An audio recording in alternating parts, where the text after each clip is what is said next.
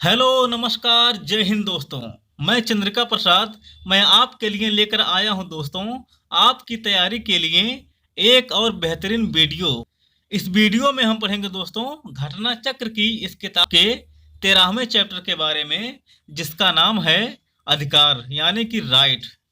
राजनीति विज्ञान में अधिकारों की अवधारणा बहुत ही महत्वपूर्ण चैप्टर है दोस्तों। इस चैप्टर से अधिकारों के विभिन्न सिद्धांत, अधिकारों की प्रकृति यानी कि नकारात्मक अधिकार और सकारात्मक अधिकार, और अधिकारों के लेकर विभिन्न विचारकों के क्या मत हैं और उनके कथन को परीक्षा में पूछा जाता है दोस्तों। इस प्रकार यह बहुत ही महत्वपूर्ण चैप्टर है दोस्तों। चलिए वीडियो शुरू करते हैं। इससे पहले कि आप वीडियो में खो जाएं, इमीडिएटली वीडियो को लाइक और चैनल को सब्सक्राइब कर लीजिए। हमारा चैनल यूट्यूब के उन बेस्ट चैनलों में से एक है जो केवल सोशल साइंस यानी कि सामाजिक विज्ञान सब्जेक्ट की तैयारी कराता है दोस्तों। अधिकार चैप्टर का पहला क्वेश्चन है दोस्तों, निम्नलिखित में से किस एक अधिकार को विधिक सामर्थ्य प्राप्त नहीं है? ऑप्शन है ए नैतिक अधिकार, बी नागरिक अधिकार, सी राजनीतिक अधिकार और डी मौलिक अधिकार। तो इसका सही उत्तर है दोस्तों ऑप्शन नंबर ए नैतिक अधिकार। नैतिक अधिकार को दोस्तों विधिक यानी कि कानूनी सामर्थ्य प्राप्त नहीं है। चलिए देखते हैं इसकी व्याख्या। नैतिक अधिकार व्यक्ति के अंतःकरण और समाज की नैतिक चेतना पर आधारित होते हैं। राज्य ना तो इस पर कानून बना सकता है और ना ही कोई दिशा निर्देश जारी कर सकता है। नैतिक अधिकार को विधिक सामर्थ्य प्राप्त नहीं है। तो आप इसको याद रखेंगे। बढ़ते हैं अगले क्वेश्चन पर।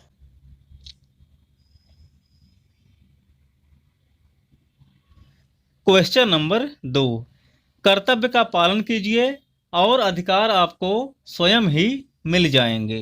यह कथन किसका है? ऑप्शन है a wild, B Mahatma Gandhi, सी पंडित नेहरू और डी लास्की।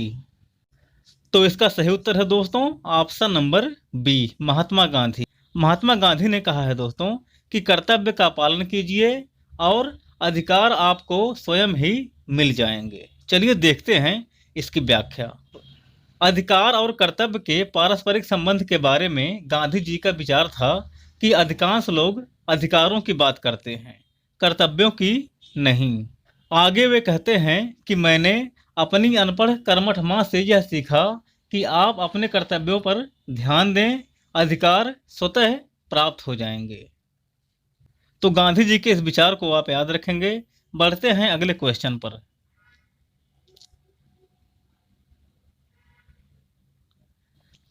क्वेश्चन नंबर 3, कौन सिद्धांत यह मानता है कि व्यक्तित्व का अधिकार व्यक्ति का सबसे महत्वपूर्ण अधिकार है?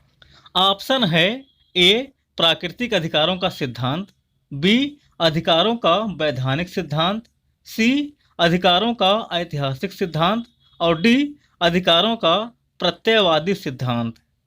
तो इसका सही उत्तर है दोस्तों ऑप्शन नंबर डी अधिकारों का प्रत्ययवादी सिद्धांत।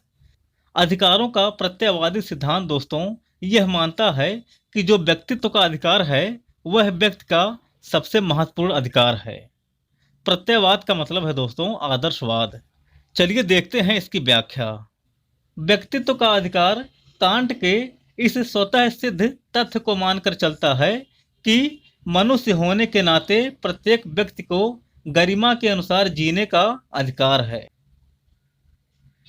कांट के समान ग्रीन जैसे प्रत्ययवादी विचारक व्यक्तित्व के अधिकार को व्यक्ति का सबसे महत्वपूर्ण अधिकार मानते हैं।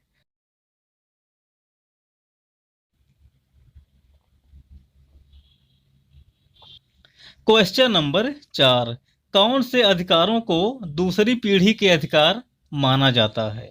ऑप्शन है ए आर्थिक, सामाजिक और सांस्कृतिक अधिकार, बी मूलभूत अधिकार, सी नागरिक और राजनीतिक अधिकार और डी मानव अधिकार।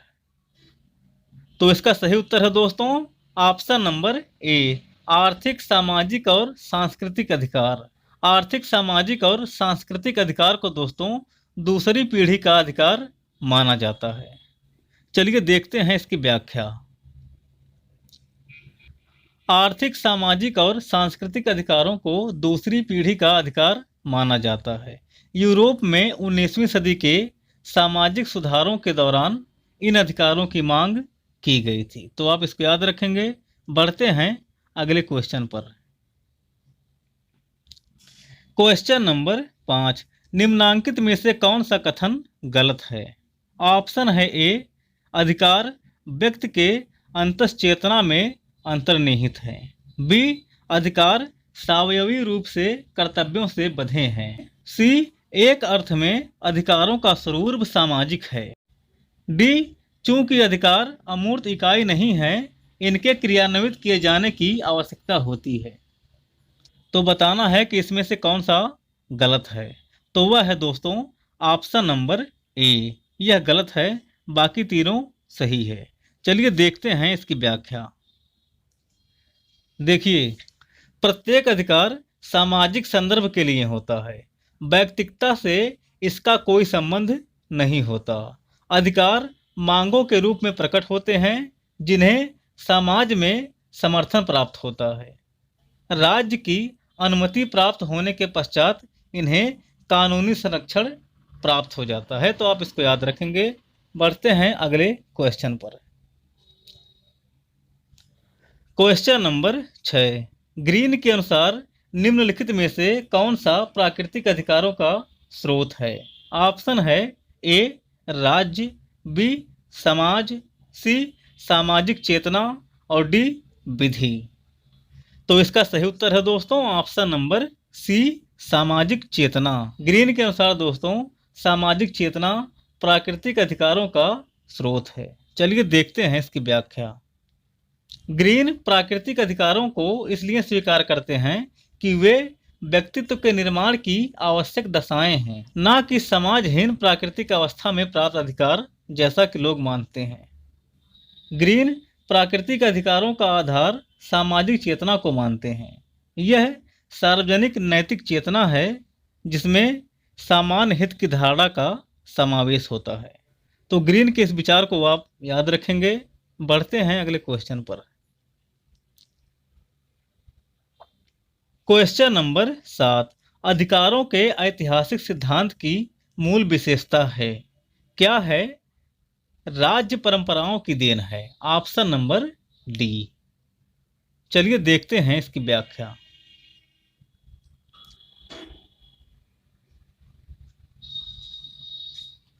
अधिकारों के ऐतिहासिक सिद्धांत के अनुसार अधिकार इतिहास के परिणाम होते हैं। वर्षों से जिन रीति रिवाजों का हम पालन करते रहे होते हैं, वे ही रीति रिवाज अधिकार के रूप में परिवर्तित हो जाते हैं। इस सिद्धांत के अनुसार अधिकार का निर्माण न तो राज्य द्वारा किया जाता है और न ही ये प्राकृतिक होते हैं, बल्कि धीरे धीरे जिन रीति रिवाजों के हम अभ्यस्त हो जाते हैं और समाज जिन्हें स्वीकार कर लेता है, वे ही अधिकार बन जाते हैं। यह है दोस्तों अधिकारों के ऐतिहासिक सिद्धांत की पृष्ठभूमि। तो आप इसको याद रखेंगे। बढ़ते हैं अगले क्वेश्चन पर। क्वेश्चन नंबर 8, निम्नलिखित में से कौन सा युग्म सुमेलित नहीं है? एक तरफ है दोस्तों अधिकारों के सिद्धांत और दूसरी तरफ है विचार या मत। ए, प्राकृतिक अधिकारों का सिद्धांत। इसके अनुसार दोस्तों अधिकार पूर्व नागरिक और पूर्व सामाजिक हैं, यह तो सुमेलित है। बी, अधिकारों का वैधानिक सिद्धांत। इसके अनुसार दोस्तों अधिकार राज्य की कृति है, यह भी सही है। सी, अधिकारों का ऐतिहासिक सिद्धांत। इसके अनुसार दोस्तों अधिकार परंपराओं की उपज है, यह भी सही है। डी, अधिकारों का यथार्थवादी सिद्धांत। अधिकार मनुष्य की शक्तियां हैं, यह गलत है दोस्तों, यही सुमेलित नहीं है। इसका उत्तर होगा ऑप्शन नंबर डी। चलिए देखते हैं इसकी व्याख्या। स्पष्ट है कि अधिकारों का यथार्थवादी सिद्धांत नामक कोई कभी सिद्धांत प्रतिपादित नहीं किया गया और न ही इस पर कोई विचार प्राप्त है। अतः विकल्प डी सही सुमेलित नहीं है, शेष विकल्प सही सुमेलित हैं। क्वेश्चन नंबर 9, निम्नलिखित में से किसने अधिकारों को निजी तथा सार्वजनिक अधिकारों में विभाजित किया है? ऑप्शन है ए लॉक, बी बर्क, सी मिल और डी स्पेंसर। तो इसका सही उत्तर है दोस्तों ऑप्शन नंबर डी स्पेंसर। चलिए देखते हैं इसकी व्याख्या। स्पेंसर का विचार है कि समान स्वाधीनता का अधिकार सभी व्यक्तियों का मौलिक अधिकार है। इसी मौलिक यानी कि प्राकृतिक अधिकार से अन्य मौलिक अधिकारों की उत्पत्ति होती है। इन अधिकारों को स्पेंसर ने दो भागों में विभाजित किया है। पहला है निजी अधिकार और दूसरा है सार्वजनिक अधिकार। तो इस तरह दोस्तों स्पेंसर ने अधिकारों को निजी तथा सार्वजनिक अधिकारों में विभाजित किया है। तो स्पेंसर को आप याद रखेंगे।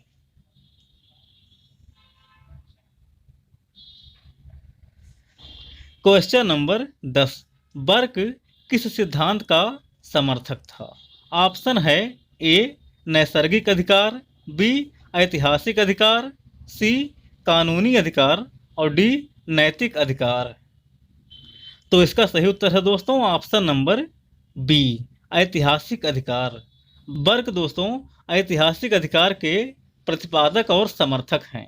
तो आप इसको याद रखेंगे। चलिए देखते हैं इसकी व्याख्या। बर्क प्राकृतिक अधिकारों की धारणा से सर्वथा असहमत था। तो आप इस पर ध्यान देंगे।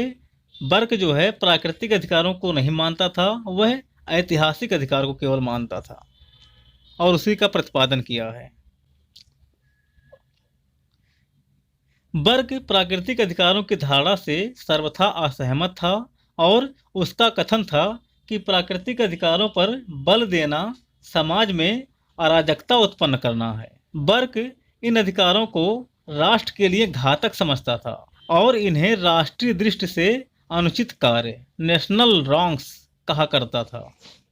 बर्क अप्रत्यक्ष रूप से अधिकारों के ऐतिहासिक सिद्धांत का समर्थक था। तो आप इसको याद रखेंगे। बढ़ते हैं अगले क्वेश्चन पर।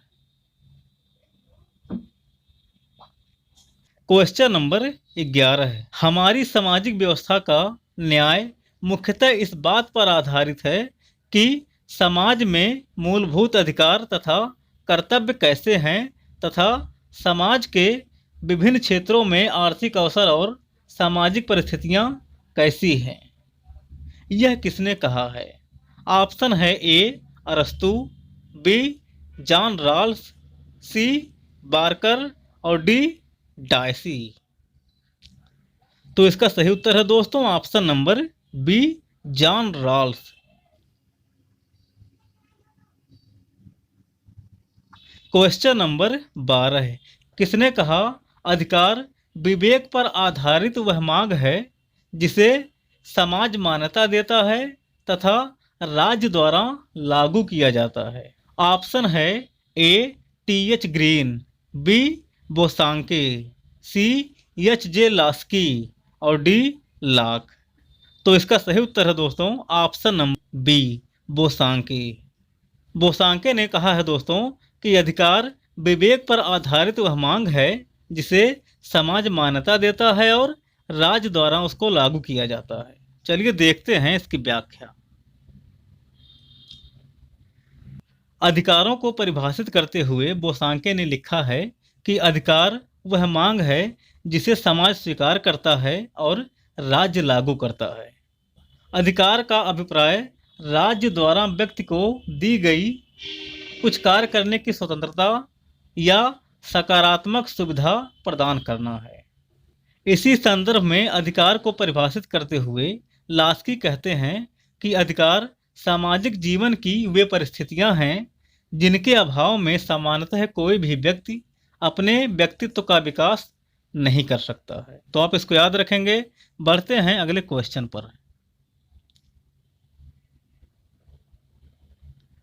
क्वेश्चन नंबर 13 है, निम्नलिखित में से कौन संरचनावादी नहीं है? ऑप्शन है ए ग्रीन, बी दुर्खीम, सी वेबर और डी मास्क। तो इसका सही उत्तर है दोस्तों ऑप्शन नंबर ए ग्रीन संरचनावादी नहीं है। दुर्खीम, वेबर और मार्क्स ने समाज की संरचनाओं का विस्तार से वर्णन किया है। यह दृष्टिकोण इस मान्यता पर आधारित है कि राज्य के कृत्य समाज की संरचनाओं से निर्धारित होते हैं, राज्य शक्ति का प्रयोग करने वाले लोगों के चरित्र से नहीं। तो यह है दोस्तों संरचनावाद। दुर्खीम, वेबर और मार्क्स इसके प्रमुख समर्थक हैं। तो आप इसको याद रखेंगे। बढ़ते हैं अगले क्वेश्चन पर।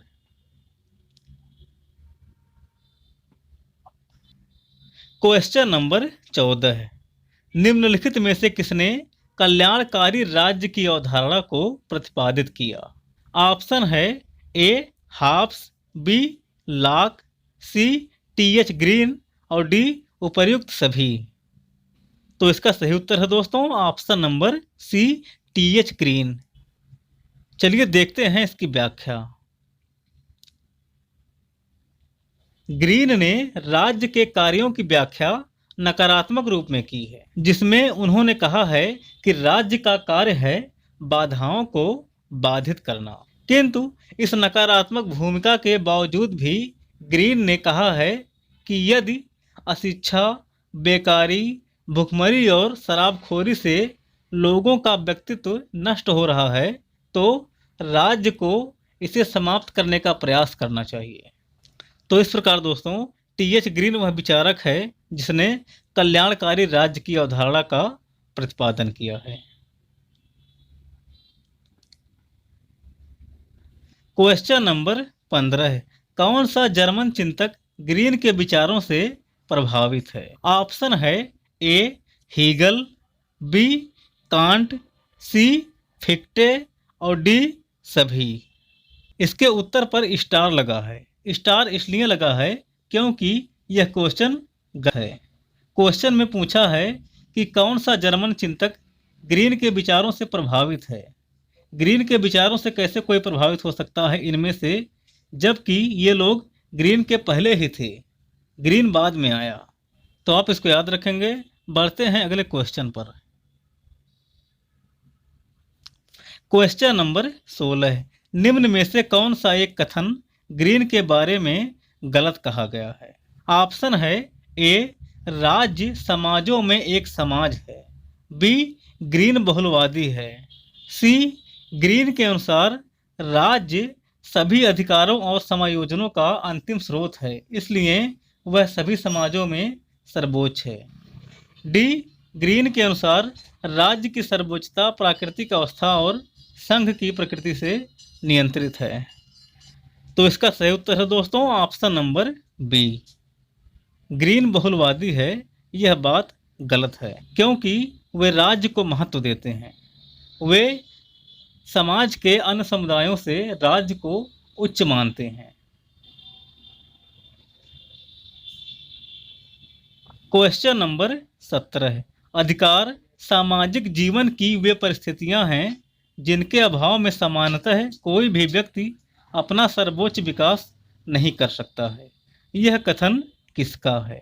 ऑप्शन है ए लास्की, बी मिल, सी हाफ्स और डी बारकर। तो इसका सही उत्तर है दोस्तों option number A Laski.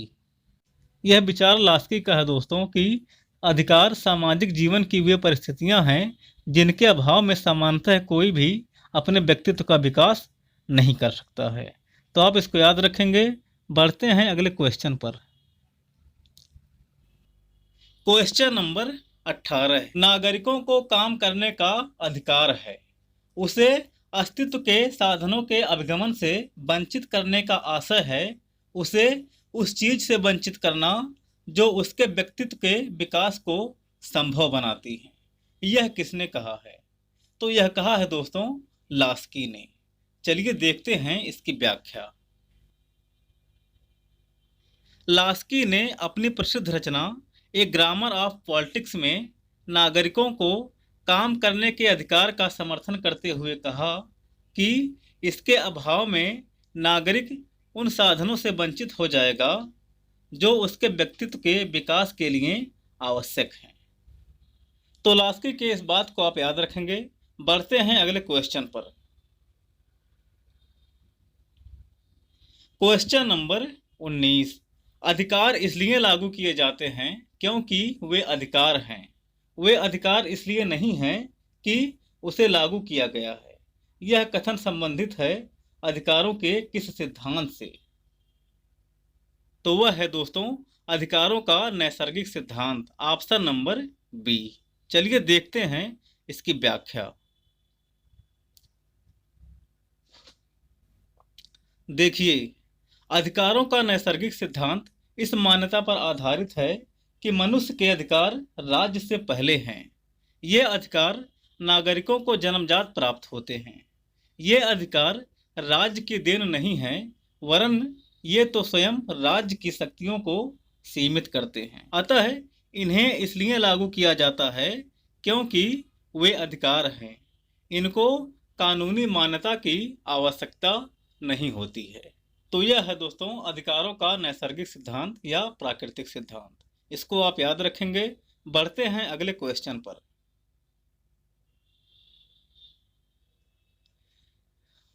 Question number 20, निम्नलिखित में से कौन सा युग्म सही है? तो वह है दोस्तों अधिकारों का ऐतिहासिक सिद्धांत, जिसके समर्थक हैं Edmund Burke, sir Henry main और सेविग्नी। चलिए देखते हैं इसकी व्याख्या।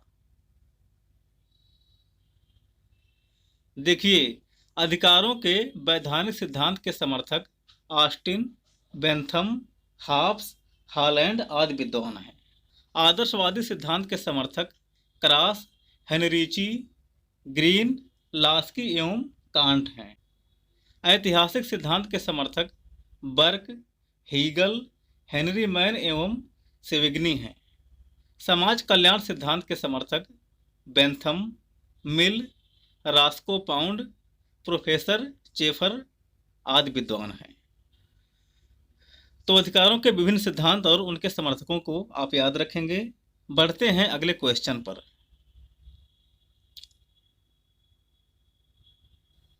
क्वेश्चन नंबर 21, अधिकारों का महत्व केवल कर्तव्यों के संसार में ही होता है।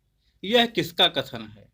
तो यह कथन है दोस्तों वाइल्ड का, ऑप्शन नंबर सी। चलिए देखते हैं इसकी व्याख्या।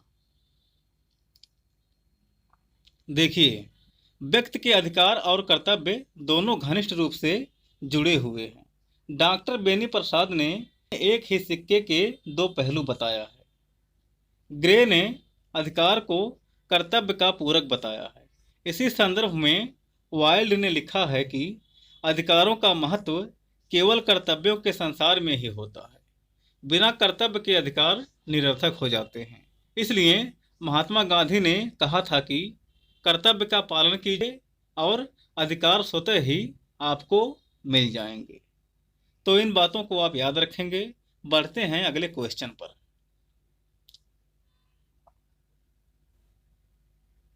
क्वेश्चन नंबर 22, जिन्हें हम सही तौर पर अधिकार कहते हैं, वे वास्तव में सही तौर पर कहलाए जाने वाले कानून की रचनाएं हैं। अधिकारों की यह परिभाषा किससे संबंधित है?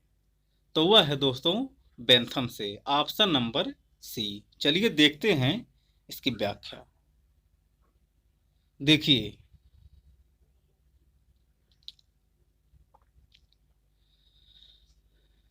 देखिए, अधिकारों की उपरोक्त परिभाषा जेरेमी बेंथम से संबंधित है। बेंथम के अनुसार अधिकार केवल कानूनों का फल है। बिना कानूनों के कोई अधिकार नहीं, कानूनों के खिलाफ कोई अधिकार नहीं तथा कानूनों से पहले कोई अधिकार नहीं।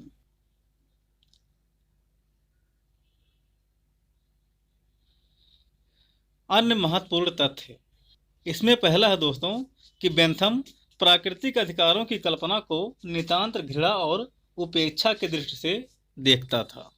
दूसरा पॉइंट है दोस्तों, बेंथम के अनुसार केवल उन्हीं अधिकारों के अस्तित्व को स्वीकार किया जा सकता है जिन्हें राजकीय संरक्षण प्राप्त हो। तीसरा पॉइंट है दोस्तों कि बेंथम के अनुसार अधिकतम व्यक्तियों के अधिकतम सुख का सिद्धांत ही निर्धारित करता है कि व्यक्ति को कौन से अधिकार प्राप्त होने चाहिए। तो बेंथम की इन सभी बातों को आप लोग याद रखेंगे। बढ़ते हैं अगले क्वेश्चन पर।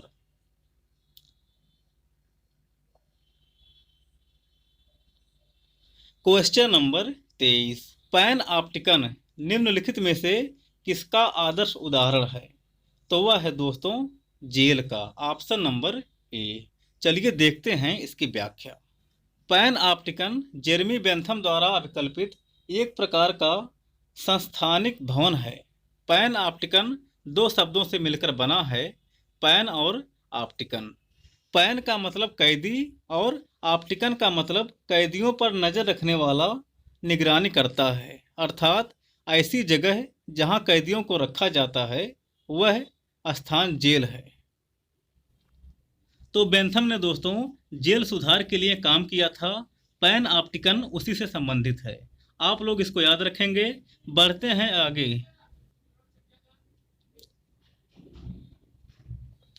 Question number 24। वास्तविक कानून उसका आदेश है जिसे दूसरों को आदेश देने का अधिकार प्राप्त है। यह कथन किसका है? तो यह कथन है दोस्तों हॉब्स का, ऑप्शन नंबर ए। चलिए देखते हैं इसकी व्याख्या। हॉब्स ने संप्रभुता संपन्न व्यक्ति यानी कि लेवियाथन को कानून का स्रोत माना है। सामाजिक समझौते की प्रकृति के अनुसार लेवियाथन सबको आदेश देता है, किंतु किसी अन्य के आदेश को मानने के लिए बाध्य नहीं है। वास्तविक कानून उसका आदेश है और उसे ही दूसरों को आदेश देने का अधिकार प्राप्त है। तो हॉब्स के इस विचार को आप लोग याद रखेंगे। बढ़ते हैं अगले क्वेश्चन पर।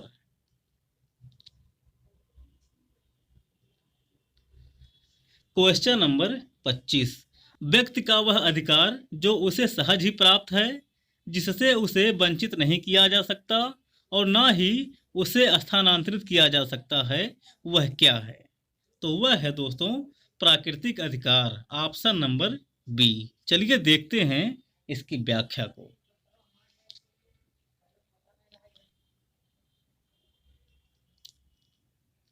मानव के सभी अधिकारों में जीवन का अधिकार सबसे अधिक मौलिक व आधारभूत अधिकार है।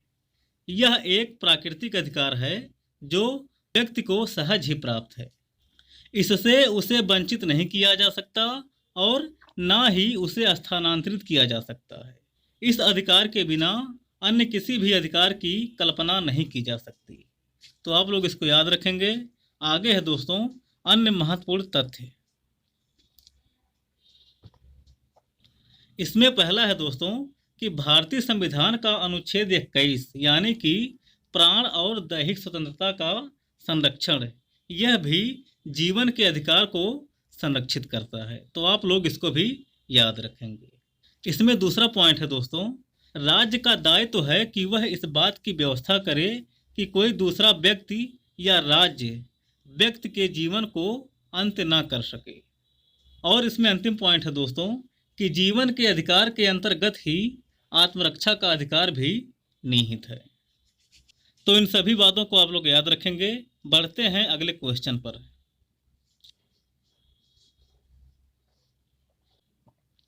Question number 26। वैधानिक अधिकारों के पीछे कौन सी शक्ति है?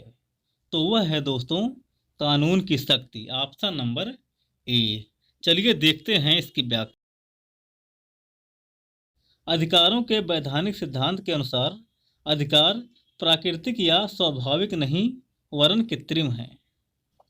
अधिकार राज्य की इच्छा और कानून के परिणाम होते हैं और एक व्यक्ति के केवल वे ही अधिकार हो सकते हैं जिन्हें राज्य मान्यता प्रदान करता है।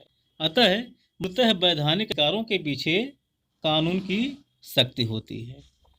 तो यह है दोस्तों अधिकारों के वैधानिक सिद्धांत का कॉन्सेप्ट। आप इसको याद रखेंगे। बढ़ते हैं अगले क्वेश्चन पर। Question number 27। निम्नलिखित में से कौन एक अधिकारों के कानूनी सिद्धांत का समर्थक नहीं है? तो वह है दोस्तों lock, option number D. Lock दोस्तों अधिकारों के कानूनी सिद्धांत का समर्थक नहीं है क्योंकि वह अधिकारों के प्राकृतिक सिद्धांत का समर्थक है। बाकी तीनों हॉब्स, बेंथम और ऑस्टिन अधिकारों के कानूनी सिद्धांत के समर्थक हैं।